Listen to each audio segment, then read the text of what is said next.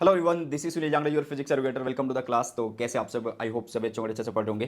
तो आज इस वीडियो के अंदर हम निपटाने वाले यार इलेक्ट्रोस्टैटिक पोटेंशियल एंड कैपेसिटेंस को 10 मिनट के अंदर। 10 मिनट में हम क्या कुछ चीज़ों को कवर करेंगे इस चैप्टर की। 10 मिनट में हम इस चैप्टर की इंपॉर्टेंट डेफिनेशन, इंपॉर्टेंट जो फॉर्मुलाज हैं और इंपॉर्टेंट जो कॉन्सेप्ट्स हैं उन सबको यहाँ पे एक बार से रिवाइज करने वाले हैं। रैपिड रिवीजन आप इस चैप्टर की बोल सकते हैं। और अगर आपको प्रीमियम नोट्स चाहिए क्लास 12 फिजिक्स के, तो आप लोग विजिट करिए हमारी ऑफिशियल वेबसाइट www.suniljangra.com के नाम से, या फिर आप गूगल प्ले स्टोर से हमारी ऐप को डाउनलोड कर लीजिए। ये लोगो है, ऑफिशियल ऐप है बेटा जी, सुनील जांगड़ा के नाम से। वहाँ पे आपको प्रीमियम नोट्स मिल जाएंगे। जो इस वीडियो के नोट्स हैं या फिर जो लेक्चर नोट्स होते हैं वो आपको टेलीग्राम चैनल पे मिल जाएंगे। सुनील जांगड़ा सर के नाम से टेलीग्राम चैनल है। और नोट्स अच्छे लगते हैं, वीडियो अच्छी लगती है, तो आप मुझे इंस्टाग्राम पे टैग कर सकते हैं। चलिए स्टार्ट करते हैं बिना किसी देरी के, आपका 1 मिनट भी खराब नहीं करते हुए आगे बढ़ते हैं। तो बेटा जी, electrostatic potential and capacitance class 12 physics का दूसरा चैप्टर है। पहला चैप्टर मैं करवा चुका हूँ और ये माइंड मैप के थ्रू हम पढ़ने वाले हैं। इलेक्ट्रोस्टैटिक पोटेंशियल क्या है? सबसे पहले देखो यार, यहाँ पे एक इन्फिनिटी है, इन्फिनिटी पे हमने एक चार्ज को रखा हुआ है, या क्यू नॉट नाम रख दो इसका। और यहाँ पे एक दूसरा चार्ज है, इसका अपना एक फील्ड है, चार्ज का अपना क्या है, एक फील्ड है। तो इस चार्ज के, इस फील्ड के अगेंस्ट हमें क्या करना है, इस चार्ज को इधर लेके आना है। मतलब इस चार्ज को लेके आना इन्फिनिटी से किसी भी पॉइंट पे इस फील्ड के अगेंस्ट। तो वो जो काम कर रहे हैं, है ना, वो जो हम काम कर रहे हैं उसे क्या बोला जाता है? इलेक्ट्रोस्टैटिक पोटेंशियल बोला जाता है। मतलब work done per unit positive test charge by an external force. कैसे कर रहे हैं? एक्सटर्नल एजेंसी के द्वारा करवा रहे हैं। In bringing a unit positive charge from कहाँ से? Infinity to a point in the presence of another point charge. तो जो V होता है उसको W external by q not से लिखा जाता है। जो V है वो है इलेक्ट्रोस्टैटिक पोटेंशियल। एक चीज़ को समझो, हम जो काम कर रहे हैं वो W एक्सटर्नल कर रहे हैं, किसके अगेंस्ट कर रहे हैं? इलेक्ट्रिक फील्ड के अगेंस्ट आ रहे हैं। तो इसलिए यहाँ पे ये माइनस हमने यहाँ पे शो किया है कि जो W एक्सटर्नल है वो इज इक्वल टू है minus of work done by the electric force या इलेक्ट्रिक फील्ड। क्योंकि जो चार्ज पहले से रखा वो उसको रिपेल कर रहा है ना, भगा रहा है, उल्टी दिशा में काम कर रहा है। ओके। और यहाँ पे जो काम आप करोगे वो इस तरीके से करना है कि जो काइनेटिक एनर्जी उसमें कोई भी चेंज ना आए, मतलब चेंज इन काइनेटिक एनर्जी जो है वो जीरो होना चाहिए। मतलब आप बोलोगे कि बिल्कुल स्लो स्पीड से इसको लेके आना है। ओके बेटा। और जो इलेक्ट्रोस्टैटिक पोटेंशियल होता है वो एक स्केलर क्वांटिटी होता है। अगर आप पोटेंशियल ड्यू टू एक सिंगल चार्ज लिखना चाहते हैं किसी भी डिस्टेंस r पे, ठीक है, मान लीजिए कोई भी एक चार्ज है जो कि q चार्ज है और उससे कुछ दूरी पे r पॉइंट पे, मतलब कुछ दूरी r है और इस पॉइंट पे आप पोटेंशियल लिखना चाहते हैं, तो उसका फॉर्मूला आपको इस तरीके से यूज़ करना है, k q बाय में r। यहाँ पे स्क्वायर का पंगा नहीं होता जैसे इलेक्ट्रिक फील्ड में होता था। ये जो k है वो कौन है? ये है बेटा जी 1/4πε0 होता है। ठीक है, तो इस तरीके से ये फॉर्मूला आपको पढ़ लेना है। इक्विपोटेंशियल सरफेस की अगर हम बात करें भाई, इक्विपोटेंशियल सरफेस नाम से पता लग रहा है कि इक्वल पोटेंशियल वाला surface. Surface having same electrostatic potential at every point, उसे क्या बोला जाएगा? इक्विपोटेंशियल सरफेस बोला जाएगा। ठीक है, जैसे कि एक पॉजिटिव चार्ज है, उससे पहले आपको फील्ड लाइंस बनानी है ऐसे, ठीक है। और जैसे ये फील्ड लाइंस है तो इनके चारों ओर इस तरीके से, मतलब इससे इतनी दूरी पे कोई एक पोटेंशियल आपने चेक किया, इससे सेम दूरी पे आपने पोटेंशियल चेक किया, इससे सेम दूरी पे पोटेंशियल चेक किया, यहाँ पे सेम डिस्टेंस पे आपने पोटेंशियल को चेक किया, तो वो बराबर है। तो ये एक सरफेस हमें मिल जाता है जिसको हम क्या बोलते हैं? इक्विपोटेंशियल सरफेस बोलते हैं। कुछ प्रॉपर्टीज़ हैं जो कि आपको पढ़नी है कि जो इक्विपोटेंशियल सरफेस है वो कभी भी एक दूसरे को इंटरसेक्ट नहीं करते। ठीक है। और देखो यहाँ पे इलेक्ट्रिक फील्ड ऐसे है, जो ये इक्विपोटेंशियल सरफेस है एक दूसरे के परपेंडिकुलर। तो आप बोलोगे कि इक्विपोटेंशियल सरफेस जो होते हैं वो क्या करते हैं? वो परपेंडिकुलर होते हैं किसके? इलेक्ट्रिक फील्ड के। वर्क डन जो होता है इन मूविंग ए चार्ज जो है वो जीरो होने वाला है इक्विपोटेंशियल सरफेस पे। क्यों होने वाला है? क्योंकि देखो यार, अभी आपने लिखा कि V is equal to W external by में क्यू नॉट है। अगर मैं W एक्सटर्नल निकालूं और V इंटू में क्यू नॉट निकालूं, तो आप एक पॉइंट से दूसरे पॉइंट पर आ रहे हो, तो आप पोटेंशियल डिफरेंस देखो दोनों की जगह का सेम रहने वाला है। दैट्स वाई ये जीरो होने वाला है। और इसके अलावा ये जो इक्विपोटेंशियल सरफेस है वो क्लोजली स्पेस्ड होंगे, जहाँ पे जो है फील्ड जो है वो स्ट्रॉन्ग होने वाला है, और जहाँ पे कम होंगे तो वहाँ पे ये दूर होने वाले हैं। जैसे कि यहाँ पे ये यहाँ पे बना, दूसरा वाला थोड़ा और दूर जाके बना, तीसरा वाला और दूर जाके बनता। ओके बेटा, इस तरीके से आप कर सकते हैं। Electrostatic potential due to electric dipole, इसको हमने फर्स्ट चैप्टर में पढ़ा था, मतलब वहाँ पे इलेक्ट्रिक फील्ड के फॉर्म में पढ़ा था, एक्सियल, इक्वेटोरियल और at any arbitrary point. Axial point तो तुम सबको पता ही है कि जो लाइन सीधी लाइन है, मतलब जो इसके बीचों बीच जा रही है डाइपोल के, उसको एक्सियल लाइन बोला गया। जो इसके परपेंडिकुलर है उसको हमने इक्वेटोरियल लाइन बोल दिया, और आर्बिट्रेरी कोई भी एक्सेल इक्वेटोरियल को छोड़ के कोई भी जो पॉइंट है हो सकता है ना। तो भैया अगर आप एक्सेल की बात करोगे तो V का जो फॉर्मूला होने वाला है वो KP बाय में R स्क्वायर होगा। ठीक है, ये जो K है वो कौन है? 1/4πε0 है, और जो P है वो कौन है बेटा जी? डाइपोल मूवमेंट है, डाइपोल मूवमेंट रहने वाली है। ठीक है, हालांकि जो V है हमारे पास वो एक स्केलर क्वांटिटी है, सिंपल इसको आप ऐसे लिख सकते हो, V is equal to P/4πε0 R square. ये जो R स्क्वायर है ये कौन है? ये डाइपोल के सेंटर से यहाँ तक का जो डिस्टेंस है उसे R स्क्वायर लिया है, मतलब लिया R है बट फॉर्मूले में वो R स्क्वायर आ रहा है। इक्वेटोरियल में देखो ध्यान से कि जो V है वो जीरो होने वाला है। क्यों?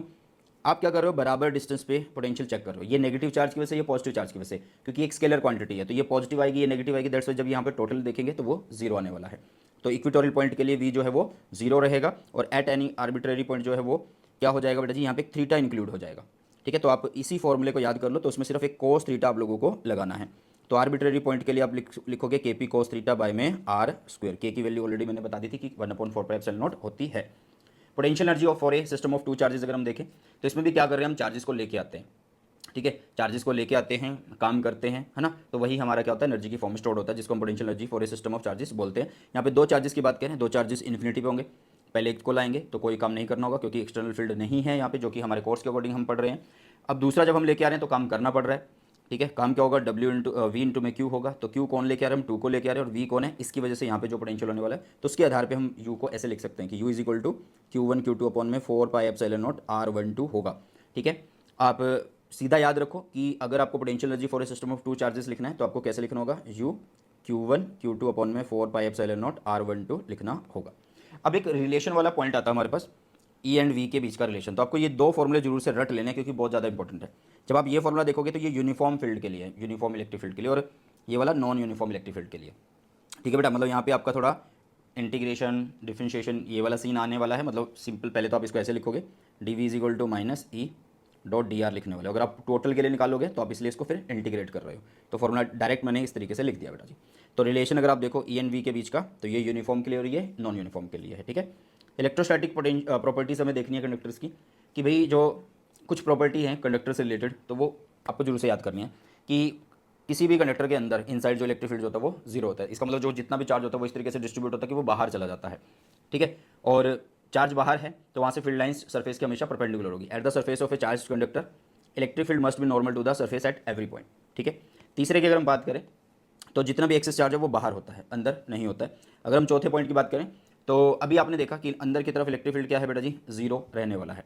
यहाँ पे आ जाओ, अगर अंदर इलेक्ट्रिक फील्ड जीरो है, अगर अंदर इलेक्ट्रिक फील्ड जीरो है तो इसका मतलब जो चेंज इन पोटेंशियल है वो जीरो है, तो इसका मतलब है electric potential is constant through out the volume of the conductor. अंदर जो है भाई साहब, अंदर मतलब सेंटर से लेके उसके सरफेस तक सेम जो है पोटेंशियल रहने वाला है। ठीक है, और जो इलेक्ट्रिक फील्ड होता है बेटा जी, हमने ये तो बता दिया कि नॉर्मल होता है सरफेस के, नॉर्मल होता है सरफेस के। ठीक है, बट उसका फॉर्मूला कुछ इस तरीके से होने वाला है कंडक्टर के लिए।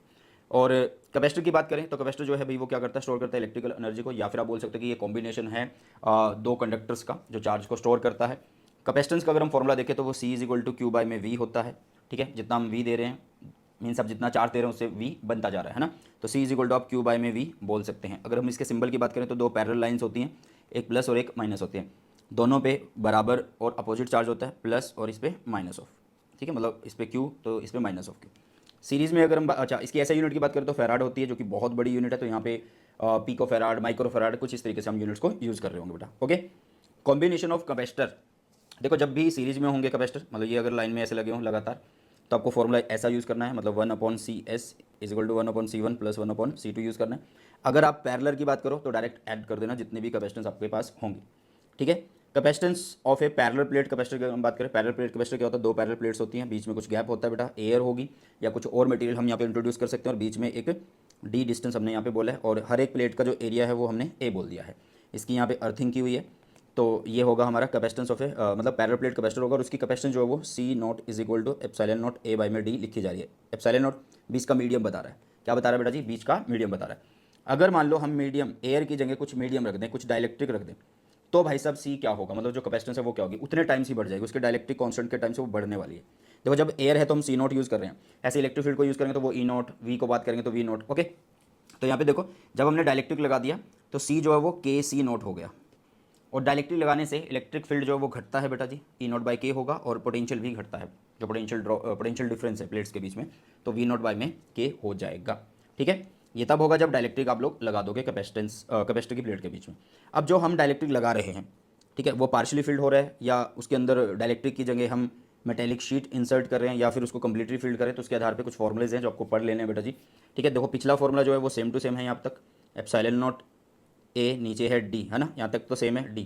अब क्या हुआ, नीचे फिर माइनस ब्रैकेट में 1 माइनस 1/K, ये आपको याद करना है, जो K है वो डाइलेक्ट्रिक कांस्टेंट रहने वाला है। ठीक है, अगर ये कब है, ये पार्शियली फिल्ड है, पार्शियली फिल्ड का मतलब जैसे ये शीट है, ये प्लस Q माइनस Q, इतने में मान लो आपने शीट को फिल कर दिया। ठीक है, उसकी जो थिकनेस है वो आ जाएगी T, ये जो T है उसकी थिकनेस है बेटा, और जो बाकी बचा डिस्टेंस है वो D माइनस T है। मान लो ये पूरा डिस्टेंस अगर D है तो T माइनस D रहने वाला है। ओके, और मेटेलिक शीट में क्या होता है कि जो डाइलेक्ट्रिक कांस्टेंट होता है वो इन्फिनिटी होता है, तो ये जीरो, मतलब ये तो पोर्शन क्या हो गया, एक तरीके से 1 हो गया, तो ये सिर्फ D माइनस T नीचे बचता है। अगर आप कंप्लीटली फिल्ड कर देते हो तो फॉर्मूला कुछ इस तरीके से बनने वाला है, मतलब देखो वो तो यहाँ पे भी पड़ा है कि K मल्टीप्लाई हो जाएगा, तो पूरा ये एयर के लिए केस था, अगर हम पूरे में शीट फिल कर देंगे तो वो K टाइम्स इंक्रीज हो जाएगी। ठीक है, स्फेरिकल कंडक्टर और स्फेरिकल कैपेसिटर और आइसोलेटेड स्फेरिकल कैपेसिटर के लिए एक बार देख लेते हैं फॉर्मेट। जैसे कि मैंने बोला था कैपेसिटर जो है वो भाई साहब कॉम्बिनेशन है दो कंडक्टर्स का। यहाँ पे तो एक सिंगल हमने आइसोलेटेड बोला है। अब यहाँ पे कैपेसिटर ना लिख के आप कंडक्टर लिखो तो ज़्यादा अच्छा रहेगा। यहाँ पे आप कंडक्टर लिखो, ठीक है। अब ये सिंगल कंडक्टर है, तो दूसरा कहाँ है भाई, तो दूसरा इन्फिनिटी पे हम मान रहे हैं। तो उसके लिए यहाँ पे जो फॉर्मूला होता है बेटा वो C = 4πε0 कैपिटल R होता है। R जो होता है इसका रेडियस होता है। अब हम मानते हैं कि अर्थ जो है वो भी क्या है, वो भी स्फेयर के फॉर्म में है। तो अर्थ की जो कैपेसिटेंस होती है बेटा जी वो 711 माइक्रोफेराड होती है। माइक्रो क्या होता है, 10⁻6 होता है। स्फेरिकल कैपेसिटर की अगर हम बात करें, मतलब एक कंडक्टर ये, दूसरा कंडक्टर ये, ठीक है, इसको हमने ग्राउंड किया हुआ है, यहाँ पे नेगेटिव चार्ज, यहाँ पे पॉजिटिव चार्ज, इसका रेडियस A और इसका रेडियस बाहर वाले तक का B। तो उसके आधार पे देखो यहाँ तक 4πε0 बिल्कुल सेम रहेगा हमारा।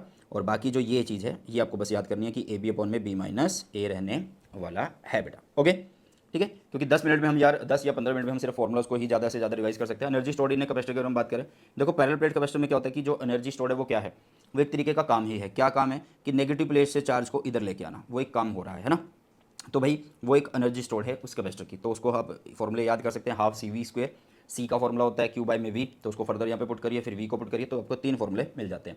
अगर मैं एनर्जी डेंसिटी की बात करूँ तो एनर्जी डेंसिटी होता है एनर्जी बाय में volume, energy per unit volume. तो ये बनेगा फॉर्मूला ½ε0E² बनने वाला बेटा जी, ठीक है। अच्छा, डायलेक्ट्रिक जो हम पढ़ रहे हैं वो दो तरीके से हम पढ़ेंगे, पोलर मॉलिक्यूल या पोलर डायलेक्ट्रिक, या नॉन पोलर मॉलिक्यूल या नॉन पोलर डायलेक्ट्रिक, ठीक है। तो पोलर मॉलिक्यूल वो होंगे जिसके अंदर centre of positive and negative charge होंगे वो सेपरेट होंगे, अलग अलग होंगे। तो इसका मतलब इनके पास डाइपोल मूवमेंट होगी भाई, P वेक्टर जो होगा वो परमानेंट होगा। Example H2O HCl। और नॉन पोलर की अगर हम बात करें तो इसमें सेंटर ऑफ पॉजिटिव और नेगेटिव जो होगा वो कोइंसाइड होगा। मीन्स P जो है वो परमानेंट नहीं है, परमानेंट नहीं है इसका मतलब ये नहीं है कि इसके पास P हो नहीं सकता, इलेक्ट्रिक फील्ड लगाओगे तो वो आ जाएगी P। और ऑक्सीजन और हाइड्रोजन इसके एग्जाम्पल रहने वाले हैं। इलेक्ट्रोस्टैटिक शील्डिंग क्या होता है बेटा, it is the phenomena of protecting a certain region of space from external electric field, ठीक है। मतलब कोई भी चीज़ है यार, मतलब तुमने देखा होगा बहुत सारी ऐसी मशीनें होती है जिनके कवर्स होते हैं ना, तो अंदर वाले चीज़ को बचाया जाता है, बाहर एक मतलब आप उसको कवरिंग कर देते हो, इलेक्ट्रिक फील्ड को अंदर नहीं जाने देते, क्योंकि हमने पढ़ा था कि इलेक्ट्रिक फील्ड अंदर जो होता है कंडक्टर के अंदर वो जीरो होता है, कैविटी के अंदर भी, है ना। तो इलेक्ट्रोस्टैटिक शील्डिंग यही है। डाइलेक्ट्रिक स्लैब इंट्रोड्यूस कर दी, मतलब पैरेलल प्लेट कैपेसिटर है उसके अंदर डाइलेक्ट्रिक स्लैब को इंट्रोड्यूस कर दिया है। बैटरी कनेक्टेड और बैटरी डिसकनेक्टेड है, उसके केस हैं जो आपको याद करने ही पड़ेंगे, बहुत ज़्यादा इंपॉर्टेंट है। कि जब बैटरी कनेक्ट है तो यार V पे तो कोई फर्क नहीं पड़ रहा, पोटेंशियल डिफरेंस जो वो तो सेम है, कॉन्स्टेंट है। डाइलेक्ट्रिक लगा हुआ है, बैटरी भी लगी है, तो डाइलेक्ट्रिक लगा है तो भाई कैपेसिटेंस इंक्रीज होगी, ठीक है, चार्ज भी इंक्रीज होगा K टाइम से, और इलेक्ट्रिक फील्ड सेम ही रहेगा, बैटरी लगी हुई है, और एनर्जी इंक्रीज होगी। लेकिन अगर बैटरी डिस्कनेक्ट हो जाए, ठीक है, तो चार्ज तो सेम रहने वाला है, क्योंकि बैटरी तो क्या कर रही थी, V को मेंटेन कर रही थी, वो एक बार चार्ज दे चुकी है, तो Q = Q0 हो गया। अब बैटरी डिस्कनेक्ट है, डायरेक्टली थोड़ा हटाया, तो इसलिए कैपेसिटेंस तो वही K टाइम से, ठीक है। अब हमने यहाँ पे पढ़ा था कि भाई जो हम डायरेक्टरी को लगाते हैं तो उससे E और V घटते हैं, ठीक है। तो यहाँ पे क्या है, बैटरी डिस्कनेक्ट हो गई है तो V और E भी घट गए है ना, तो एनर्जी भी घट गई है, ठीक है। तो ये है बेटा जी एक फास्टेस्ट रिवीजन आप बोल सकते हैं, रैपिड रिवीजन इस चैप्टर की, ठीक है। तो 10 मिनट में हम इतना ही कुछ कवर कर सकते हैं। डिटेल्ड वन शॉट के लिए, डिटेल चीज़ों के लिए आप डिस्क्रिप्शन बॉक्स को एक बार जरूर से चेक कर लीजिएगा बेटा, ठीक है। चलिए, तो इसी के साथ इस वीडियो सेशन को करते हैं समाप्त, मिलते हैं जल्दी से नए सेशन में। बाय, टेक केयर, जय हिंद, वंदे।